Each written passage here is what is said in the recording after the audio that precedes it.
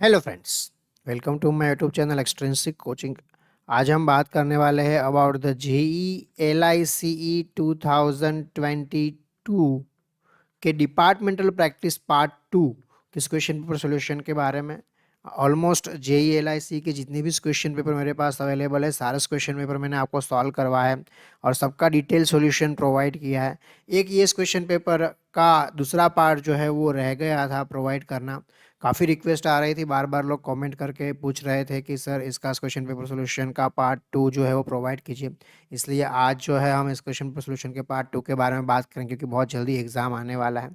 दूसरी एक और बात मैं आपको बताना चाहता हूँ, मैक्सिमम इस वीडियो को जो है आपके जितने भी यूनियंस के ग्रुप है, जितने भी आपका मतलब कलीग्स के ग्रुप है, आपके व्हाट्सएप के ग्रुप बने हुए हैं डिपार्टमेंट में हर जगह पे, उसमें शेयर कीजिए। क्योंकि ये जो वीडियोस है ये मैं आपको एग्ज़ाम की प्रिपरेशन के हेल्प के लिए रख रहा हूँ। तो ये आप जितना भी शेयर करोगे उतने ज़्यादा लोगों को हेल्प मिलेगा।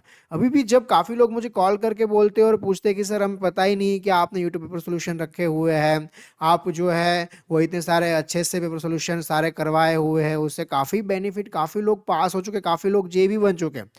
तो काफ़ी लोग तक ये अभी भी जो पहुंच नहीं पा रहा है, जो इन सब से दूर है या यूट्यूब का यूज़ नहीं करता है, उनको बताइए, शेयर कीजिए, तो मालूम पड़ेगा सबको कि ये क्वेश्चन पर सोल्यूशन यहाँ पे अवेलेबल है और उसको एग्ज़ाम में बेनिफिट हो सकता है। हमारा यहाँ रखने का उद्देश्य वही है कि एग्ज़ाम में जो है उसको उसका बेनिफिट हो। और आप पिछला पेपर देख लीजिए, JLIC का 2024 के जो पेपर आए, हाँ ऑलमोस्ट जो है वो प्रीवियस ईयर पेपर के रिपीट्स क्वेश्चन पूछे हुए हैं। तो अगर आपने प्रीवियस ईयर पेपर अच्छे से कर लिए हैं तो नेक्स्ट एग्जाम में आपको ज़्यादा दिक्कत नहीं आनी चाहिए। जो बहुत ही इंपॉर्टेंट क्वेश्चन होते हैं, जो प्रीवियस ईयर पेपर के क्वेश्चन होते हैं वो, तो ये आपको अच्छे से करना है। तो आज जो है हम इस क्वेश्चन पेपर सोल्यूशन के बारे में बात करेंगे। तो चलिए सबसे पहले जो है हम बात करते हैं क्वेश्चन नंबर 51, जो सबसे पहला क्वेश्चन यहाँ पे दिया हुआ है। Which is the parameter of optical fibre cable. Optical fibre cable का पैरामीटर इसमें से कौन सा है? Resistance, capacitance, wavelength and inductance. देखिए ऑप्टिकल फाइबर जो है उसका कॉन्सेप्ट क्या है? ऑप्टिकल फाइबर केबल में टोटल इंटरनल रिफ्लेक्शन से आपका वे जो है, मतलब आपका लाइट सोर्स जो है वो ट्रैवल करता है। हाँ, ऑप्टिकल फाइबर में कोर क्लीडिंग होता है। कोर जो होता है वो ग्लास का होता है, वो ग्लास के अंदर आपका जो रे है वो टोटल इंटर रिफ्लेक्शन से ऐसे ट्रैवल करते हैं, जैसे मैंने आपको ड्रॉ करके दिखाया। तो इसमें जो है इंपॉर्टेंट क्या होता है? इसका लैम्बडा। लैम्बडा मतलब क्या होता है? वेवलेंथ। तो वेवलेंथ जो है वो ऑप्टिकल फाइबर केबल में इंपॉर्टेंट होता है। रेजिस्टेंस, कैपेसिटेंस, इंडक्टेंस, RLC, ये जो पेसिव कंपोनेंट है, हाँ इसका ऑप्टिकल फाइबर में इतना इंपॉर्टेंस नहीं है। जो आपकी ट्रांसमिशन लाइन होती है, हाँ जो आपके पावर लाइंस होते हैं बड़े बड़े, उसमें RLC जो है इसका बहुत ज़्यादा इंपॉर्टेंस होता है। हाँ ये पेसिव कंपोनेंट्स है। Next, in DTMF how many numbers of frequencies are defined. DTMF जो होता है उसमें टोटल 8 फ्रीक्वेंसीज डिफाइन होती है। हाँ, ड्यूअल टोन मल्टी फ्रीक्वेंसी, ये DTMF जो है उसका फुल फॉर्म है। ये भी काफ़ी एग्जाम में पूछा हुआ है, तो ये भी आपको आना चाहिए। सो ऑप्शन बी जो यहाँ पे दिया हुआ है बिल्कुल सही आंसर है। Next question, earth value for electronic exchange should be. Electronic exchange का अर्थ वैल्यू जो है वो ब्लैंक देन 0.5 ओहम, मतलब 0.5 ओहम से ज़्यादा होना चाहिए, कम होना चाहिए, इक्वल होना चाहिए। देखिए आपको एग्जैक्टली पता होना चाहिए, लेस देन और इक्वल टू और लेस देन दोनों में फ़र्क होता है। हाँ, लेस देन और इक्वल टू और लेस देन, ग्रेटर देन और इक्वल टू, ग्रेटर देन, ये सारे अलग अलग है। 0.5 याद रख लिया, इससे नहीं होता। सिर्फ 0.5 या तो उससे कम, इसका मतलब होता है लेस देन और इक्वल टू। तो आपका जो अर्थ है वो 0.5 ओहम से कम होना चाहिए, आपको पता है। So option A is the right answer, less than और इक्वल टू। यहाँ पे अगर सिर्फ लेस ऑप्शन में दिया होता तो भी वो सही आंसर नहीं होता, लेस देन और इक्वल टू ही सही आंसर है। हाँ, तो ये छोटी छोटी जो है मिस्टेक भी नहीं करनी है। नेक्स्ट क्वेश्चन की बात करते हैं।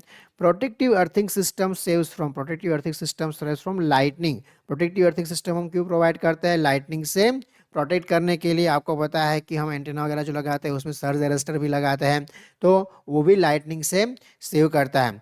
Which of the following is use in the earthing. इसमें से अर्थिंग में हम क्या यूज करते हैं? अर्थिंग में हम कॉपर रोड का यूज करते हैं, आपको पता है। हाँ, बहुत अलग अलग टाइप के अर्थिंग है, ग्राउंड अर्थ है, पैरेलल अर्थ है, आपको पता ही होगा। हाँ, आपके एक्सचेंज के सराउंडिंग में सर्कुलर अर्थ होता है।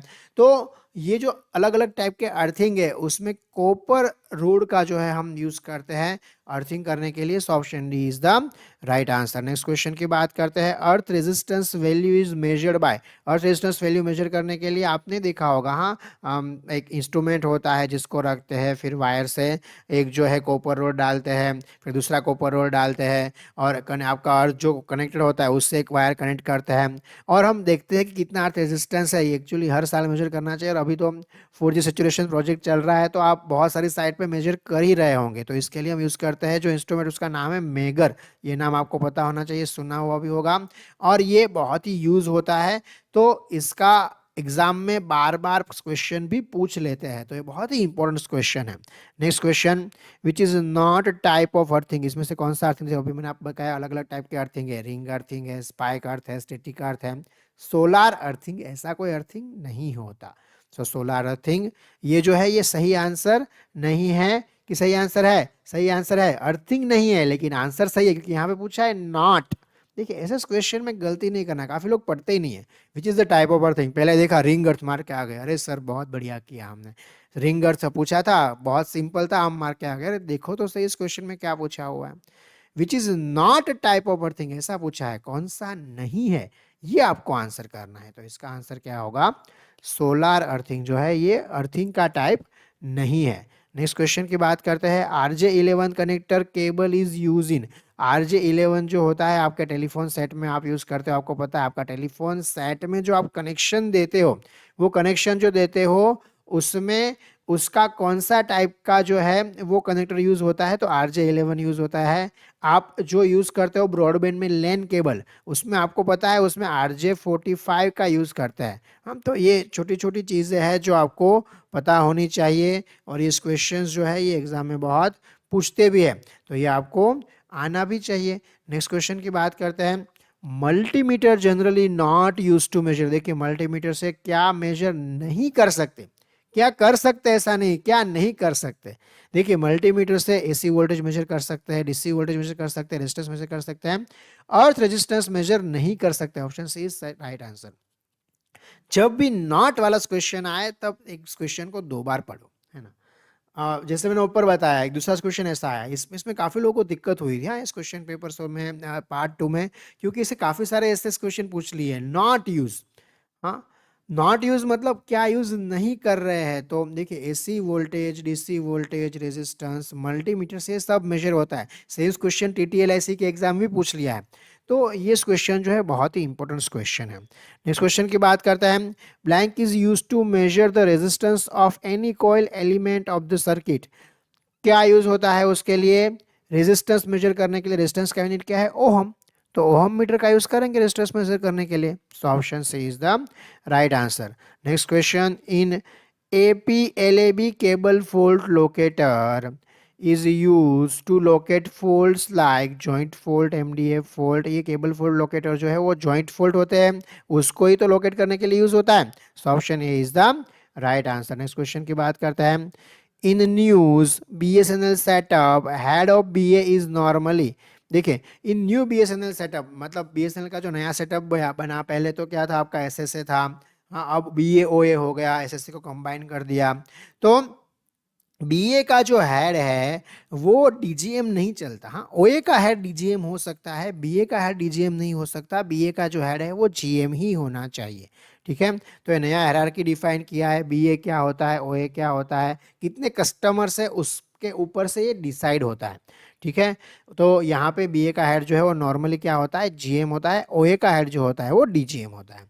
नेक्स्ट क्वेश्चन की बात करते हैं। इन BSNL TTA telecom technical assistant, ऐसा पहले एक पोस्ट था जिसको क्या कर दिया, जे जिसका आप एग्जाम दे रहे हो, जूनियर इंजीनियर कर दिया। हाँ, so option is the right answer. देखिए कितने इजी क्वेश्चन है, इसलिए डिपार्टमेंट प्रैक्टिस में जनरली लोग पास हो ही जाते हैं। मैक्सिमम प्रैक्टिस जो है वो टेक्निकल में करना पड़ता है।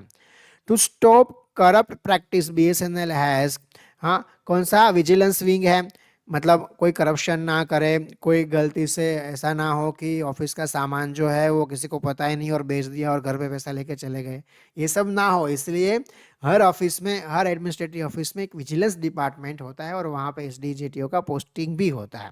नेक्स्ट क्वेश्चन की बात करते हैं। Payment of TA bills in the BSNL will be done by, कौन करता है? क्या टीए बिल का पेमेंट जेजेटीओ कर सकते हैं? नहीं कर सकते, अकाउंट ऑफिसर कर सकते हैं, जिसके पास अकाउंट है तो एओ कर सकता है। सो यहाँ पे ऑल ऑफ अबोव दिया है, लेकिन ऑल ऑफ अबोव सही नहीं है। हाँ सर, आप बोल रहे हो ऑल ऑफ अबोव और जगह मार के आओ, तो यहाँ भी हमने मार दिया। अरे सिंपल क्वेश्चन है, थोड़ा सा पढ़िए और उसका आंसर कीजिए, ठीक है। जेईजेटीओ अप्लाई कर सकते हैं, पेमेंट नहीं कर सकते। पेमेंट अकाउंट वाले कर सकते हैं, जिसमें अकाउंट ऑफिसर होते हैं, उसके पास अथॉरिटी होता है वो पेमेंट करने का। Exchange side and outdoor side of the telephone line are connected at, exchange side and outdoor side telephone line का कहाँ होता है? आपका मेन डिस्ट्रीब्यूशन फ्रेम से कनेक्ट होता है, जिसका शॉर्ट फॉर्म है MDF. Option B is the right answer. Next question की बात करते हैं। Telephone line testing is done at, telephone line testing जो होता है वो कहाँ पे होता है? अगेन एमडीएफ में होता है। Option C is the right answer. देखिए एमडीएफ के कितने क्वेश्चन पूछ लिए इस क्वेश्चन पेपर में। To protect power plant blank is use, protect power plant blank is use, power plant को प्रोटेक्ट करने के लिए हम फ्यूज का यूज करते हैं। अच्छा, काफी बार एग्जाम में ये भी पूछते हैं फ्यूज सीरीज में लगाते हैं कि पैरेलल में लगाते हैं। अब पैरेलल में लगाओगे तो फ्यूज का मतलब क्या रहेगा? हाँ, फ्यूज ऑलवेज जो है वो सीरीज में लगता है, और फ्यूज में एक छोटा सा मेटल वायर होता है। अगर एक्सेसिव करंट फ्लो हुआ तो मेटल वायर बर्न हो जाता है और आपके डिवाइस को प्रोटेक्ट करता है, तो as a protective device use होता है। ऐसे क्वेश्चन भी डिपार्टमेंट प्रैक्टिस में काफी बार पूछ लेते हैं। नेक्स्ट क्वेश्चन की बात करते हैं। पिगटेल्स आर रिलेटेड टू, पिगटेल किस में होता है? ऑप्टिकल फाइबर केबल में होता है। आप लगाते हो ना पिगटेल, मतलब एक साइड कनेक्टर होता है, दूसरी साइड कोई कनेक्टर नहीं होता, खुला हुआ है। हाँ, मतलब पिग टेल, इसलिए पिग टेल कहा जाता है। इसका टेल है, मतलब जो दोनों साइड कनेक्टर नहीं है, ठीक है। एफ सी कनेक्टर होता है, आपको पता है।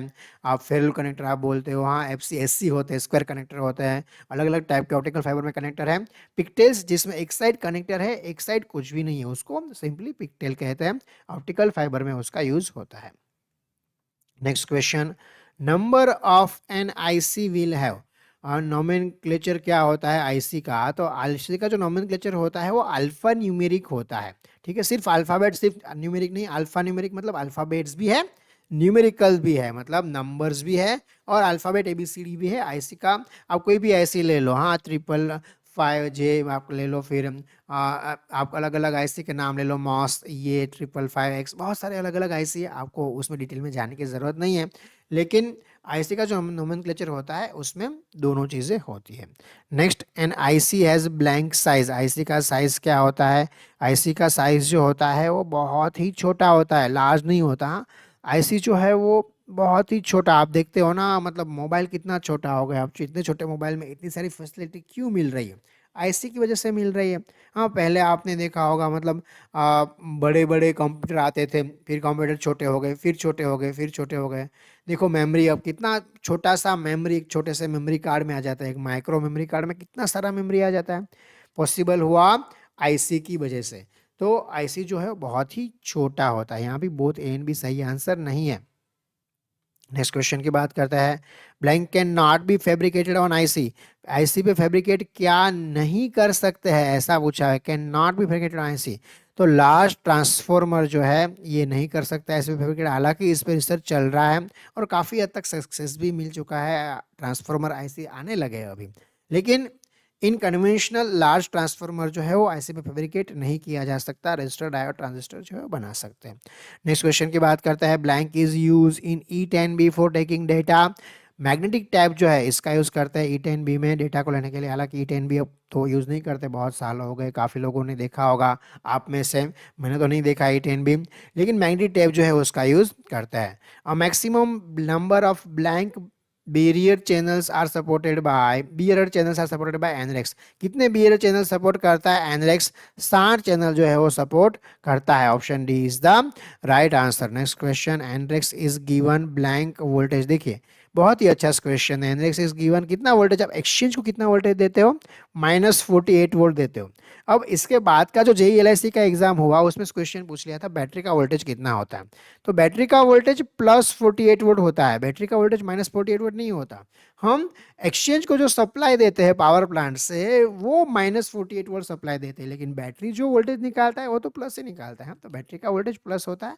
एक्सचेंज को जो सप्लाई देते हैं वो माइनस में होता है, इस चीज को ख्याल रखिए। हाँ, ऐसा गड़बड़ी नहीं होना चाहिए। बहुत ही बढ़िया क्वेश्चन पूछ लिया था। The switching configuration used in C.MBM is switching configuration used in C.MBM is time space switch का जो है हम यूज करते हैं। आपका सी डॉट में जो हमारा स्विच होता है उसमें अलग अलग टाइमिंग के मॉड्यूल के हिसाब से, हाँ मतलब टाइम मल्टीप्लेक्सिंग होता है, टाइम स्पेस स्विच होता है, उसका हम यूज करते हैं। उसके डिटेल टेक्निकलिटीज में हमें नहीं जाना है। C dot has a digital trunk interface which are 2048 bits per second. Coded PCM, blank coded PCM मतलब कौन सा कोड होता है उसमें, HDB3 कोड होता है। ये सी डॉट का थोड़ा टिपिकल क्वेश्चन है, अगर आपने किया है ये सी डॉट पढ़ा है तो आपको आएगा, अदरवाइज नहीं आएगा।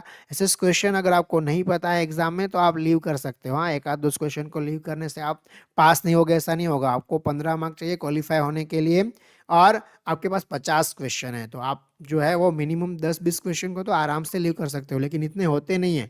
जो टिपिकल क्वेश्चन आते हैं वो जनरली 4-5 ही आते हैं, तो उसको तो आप जो है वो आराम से छोड़ ही सकते हो। आपको कोई भी दिक्कत नहीं होना चाहिए उस क्वेश्चन को लीव करने में, है ना। नेक्स्ट क्वेश्चन की बात करते हैं। तो traffic in exchange is calculated in, traffic exchange का जो होता है वो अरलांग उसके लिए जो है वो यूनिट है, उसमें कैलकुलेट किया जाता है। पिटा हुआ क्वेश्चन है, मतलब बहुत सारे एग्जाम में पूछा है, बहुत ही इंपॉर्टेंट क्वेश्चन है।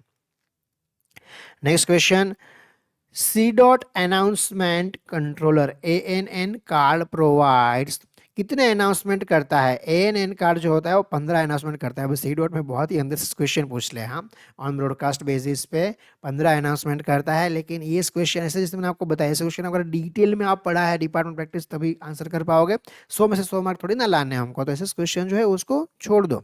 Next question, EPBT electronic push button telephone has blank dialing. EPBT में DTM डायलिंग भी होता है, DK डायलिंग भी होता है, दोनों डायलिंग होता है। इस क्वेश्चन TTLI CA में भी 2023 में पूछ लिया गया है। सो इस क्वेश्चन जो है बहुत ही इंपॉर्टेंट क्वेश्चन है।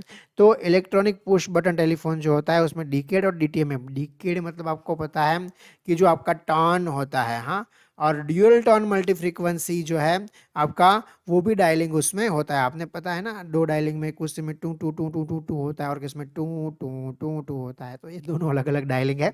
सो ये दोनों ही डायलिंग इसमें होते हैं, आपको पता ही होगा। इन VRLA का फुल फॉर्म क्या है, valve regulated lead acid battery. VRLA क्या है, बैटरी है, ये भी एग्जाम में पूछ लिया था। तो वी का फॉर्म है, वी स्टैंड फॉर, मतलब वी का फॉर्म क्या होगा, वी का फॉर्म का वाल, वैल्यू नहीं है, valve regulated lead acid battery. Option B is the right answer. For VRLA battery, voltage of each cell during the practical discharge should be taken monthly, monthly लेना चाहिए। हाँ, हर एक सेल का जो डिस्चार्ज है, मतलब हर एक महीने के बाद एक बार आपको बैटरी को आइसोलेट करके हर एक सेल का वोल्टेज मेजर करना चाहिए और उसका एक लॉग बुक मेंटेन करना चाहिए। तो लंबे टाइम तक बैटरी जो है आपका एक्सचेंज में जो है आप यूज कर पाओगे। और जितना अच्छा एक्सचेंज का बैटरी उतना अच्छा एक्सचेंज का आउटपुट। आप समझ लीजिए, जितना अच्छा बैटरी पावर प्लांट होगा उतना कम वो बंद पड़ेगा, और जितना कम बंद पड़ेगा उतना अच्छा नेटवर्क आपको मिलेगा, जितना अच्छा नेटवर्क मिलेगा उतने ज्यादा सब्सक्राइबर्स मिलेंगे। ये तो सिंपल लॉजिक है। तो सबसे बेस जो है कोई भी एक्सचेंज का सबसे इंपॉर्टेंट वो बैटरी पावर प्लांट होता है, और इसका रेगुलर मेंटेनेंस करोगे उतना आपको आपके एक्सचेंज से अच्छा आउटपुट मिलेगा। तो ये बहुत ही इंपॉर्टेंट है और इसीलिए बार बार हर एक एग्जाम में इसे क्वेश्चन पूछते हैं। The VRLA battery terminal should be retorque once in every 6 month. हाँ, हर एक 6 महीने में एक बार उसको रीटॉर्क भी होना चाहिए। हालांकि अब कोई करता नहीं है VRLA बैटरी में, लेकिन ये होना चाहिए। Life of VRLA battery about 2000 ampere hour is, 2000 ampere hour से ज़्यादा का बैटरी है तो उसका लाइफ जो है वो जनरली 6 साल होता है। उससे कम है तो उसका लाइफ जो है वो थोड़ा ज़्यादा होता है। In SMPS, S stand for switch mode power supply. SMPS में एस का मतलब होता है switch. So option B is the right answer. Next question, float in battery are use to check. Float in battery जो होता है वो level of electrolyte जो है वो डिफाइन करता है। Next question, in BSNL normally a battery set has कितने सेल। बैटरी सेट में 24 सेल होता है। आपको पता है आपके वोल्टेज कितने चाहिए, आपको 48 वोल्ट चाहिए, तो कितने सेल, 24 सेल। उसमें बूस्ट वोल्टेज क्या होता है, 2.30 वोल्ट। ऐसा क्वेश्चन एग्जाम में पूछते हैं, आपको आने चाहिए। नॉर्मल वोल्टेज आपका 2 वोल्ट, बूस्ट वोल्टेज 2.30 वोल्ट, ये सब क्वेश्चन जो है एग्जाम में पूछ लेते हैं। Which of this alarm is not display by power plant? कौन सा अलार्म पावर प्लांट डिस्प्ले नहीं करता? नॉट डिस्प्ले, देखिए अगेन क्या है ऐसा नहीं पूछा है, क्या नहीं है ऐसा पूछा है। फेस फेल आता है, देखिए आपका अलार्म जो है पावर प्लांट के में आपका जो मॉड्यूल्स होते हैं उस मॉड्यूल पे आप देखोगे एलईडी इंडिकेटर्स होते हैं, तो एलईडी इंडिकेटर में भी अलार्म आते हैं। और दूसरा हर एक पावर प्लांट पे एक छोटा सा डिस्प्ले होता है, उस पर प्योरली लिखा हुआ आता है इंग्लिश में कि फेस फेल हुआ। अगर आप उसको लैंग्वेज चेंज करना चाहो तो हिंदी भी कर सकते हो, हिंदी में भी लिखा हुआ आता है फेस फेल हुआ आता है। ओवरलोड प्रोटेक्शन के लिए ओवरलोड हुआ अलार्म आता है, फ्यूज फेल अलार्म आते हैं। और नए नए जो पावर प्लांट अभी आए हैं, हाँ मतलब डेल्टा के एक्सिकॉम के जो नए नए पावर प्लांट आए हैं उसमें तो ये भी फैसिलिटी दिया है कि आप उसको जो है वो मॉनिटर कर पाओगे कंप्यूटर से। कोई भी अलार्म जनरेट हुआ सीधा आपका कंप्यूटर में डिस्प्ले होगा कि अलार्म जनरेट हुआ, तो तुरंत ही आप उसका जो है वो मेंटेनेंस कर सकते हो। ठीक है, एक्सचेंज डाउन ऐसा अलार्म पावर प्लांट नहीं देता। सो option D is the right answer, not display ऐसा दिया है, तो option D is the right answer. Next question, engine alternator does not display which of this alarm? अब इंजन ऑल्टरनेटर कौन सा अलार्म नहीं आता? तो उसमें पावर प्लांट का मॉड्यूल फेल हुआ ऐसा इंजन ऑल्टरनेटर में अलार्म नहीं आता। हाँ वो पावर प्लांट में आता है, लो बैटरी अलार्म आता है, मेंस फेल, फेस फेल, ये सब इंजन ऑल्टरनेटर के अलार्म है। अगेन देखिए नॉट ऐसा क्वेश्चन पूछा है, क्या नहीं आता ये पूछा है। तो ऐसे क्वेश्चन 4-5 पूछ लिए इस क्वेश्चन पेपर में। 8 Mbps पीडीए ट्रांसमिशन सिस्टम है, capacity of 8 Mbps PDA transmission system है, तो उसका कैपेसिटी जो है वो क्या होगा, कितना पीसीएम होगा? देखिए एक पीसीएम का कैपेसिटी क्या होता है, एक पीसीएम का कैपेसिटी होता है 2 Mbps। तो आपको 8 Mbps चाहिए तो कितने पीसीएम चाहिए? 8 Mbps चाहिए तो 4 पीसीएम चाहिए, तो इसका आंसर क्या होगा? 4 PCM. Option A is the right answer. In STM1 frame there are blank rows. STM1 frame में कितने रो है? STM1 फ्रेम में टोटल 9 रोज होते हैं। Which of this is not an element of SDH? इसमें से कौन सा SDH का एलिमेंट नहीं है ऐसा पूछा है। अगेन हाँ, रीजनरेटर है, TM होता है, LFM ऐसा कुछ नहीं होता, ADM भी होता है। सो LFM इज नॉट एलिमेंट। देखिए एसडी में LFM ऐसा कुछ होता है, नहीं होता। सो एसएस क्वेश्चन जो है यहाँ पे आपको गौर से पढ़ना है, ध्यान से पढ़ना है और फिर सोच के आंसर करना है। Colour blank is use in telecom cable. हाँ, matching, coding, bar, band, coding colour use होता है ना, कलर कोडिंग हम यूज करते हैं ना टेलीकॉम केबल में, आपको पता है हर एक में कलर का। आप ऑप्टिकल फाइबर केबल का यूज करो तो ब्लू, ऑरेंज, ग्रीन, ब्राउन, हाँ फिर स्लेट, वाइट अगर 6 फाइबर का है तो ऐसे कलर कोडिंग जो है हम यूज़ करते हैं। हाँ 12 फाइबर का है तो उसका अलग से कलर कोडिंग है। सो कलर कोडिंग जो है टेलीकॉम केबल्स में यूज़ होता ही होता है। हाँ इसी स्टैंडर्ड से मैन्युफैक्चरर को केबल बनाना पड़ता है, अदरवाइज उसका मैन्युफैक्चरर केबल जो पास नहीं होता और BSNL को बेच नहीं पाएंगे। Channel capacity of 140 Mbps OF system is, channel capacity of 140 Mbps OF system is 1920. Option C is the right answer. For transmission system in BSNL, blank fibering mechanism is working. For transmission system in BSNL, 2 fibering mechanism जो है वो work करता है. Option B is the right answer. A frame of STM1 is duration of STM1 का duration जो है 125 microsecond का होता है। पूरा फ्रेम जो है वो भी आप ड्रॉ कर सकते हो। हाँ एक फ्रेम 125 माइक्रोसेकंड में डिलीवर होता है STM1 में। हाँ सो ये जो है डिटेल में हमें टेक्निकलिटीज में जानना नहीं है, आप बस इतने याद रख लो 125 माइक्रोसेकंड का एक फ्रेम होता है। बहुत ही सिंपल क्वेश्चन है, काफ़ी बार एग्जाम में पूछा हुआ भी है। The remote exchange unit of E10B is known as, remote exchange unit जो होता है E10B का उसे RLU कहा जाता है। So option B is the right answer. A maximum of blank BMs can be connected in C dot max L। Max L में कितने BM कनेक्ट होता है? 16 BM कनेक्ट कर पाओगे आप। ठीक है, so option B is the right answer. In 2/8 MB system LOF represent, LOF का मतलब होता है loss of frame, loss of figure नहीं, क्या होता है? Loss of frame. Option B is the right answer. In C dot DSS exchange the termination capacity of LM is blank analog terminal. Terminal capacity जो होता है LM का वो 768 analogue terminals होता है C डॉट DSS एक्सचेंज में। So option D is the right answer. So ये हुआ आपका question paper solution of departmental practice JEE LICE 2022। इस क्वेश्चन पेपर सॉल्यूशन में अगर कोई भी आपको डाउट है, ऐसा लग रहा है कि कोई भी इस क्वेश्चन का आंसर मैंने गलत बताया है, तो आप मुझे कमेंट सेक्शन में कमेंट कर जरूर बता सकते हो। अगर आपको ये वीडियो अच्छा लगा है तो लाइक करें, मैक्सिमम आपके कलीग्स जो एग्जाम के लिए प्रिपरेशन कर रहे हैं उसके साथ शेयर करें, और चैनल को सब्सक्राइब नहीं किया है तो फटाफट सबसे पहले सब्सक्राइब कर लीजिए। Thank you very much, all the best.